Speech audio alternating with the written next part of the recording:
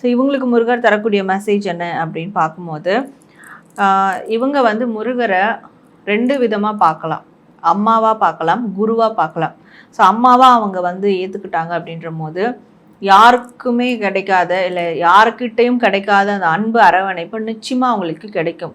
So அது மனுஷங்க தான் அரவணைப்பு கொடுக்கணும்னு இல்லை, அந்த ஒரு கதகதப்பு அவங்களுக்கு நிச்சயமாக தெரியும்.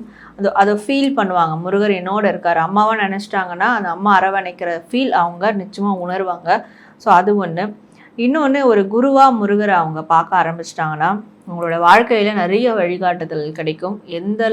எந்த விஷயங்கள்லாம் செய்யணும், இதெல்லாம் செய்ய வேண்டாம், அண்ட் இவங்க எதை நோக்கி இவங்க போகணும், என்னெல்லாம் இவங்களுக்கு தேவை, எல்லா விதமான வழிகாட்டுதலும் அவங்களுக்கு கிடைக்கும்.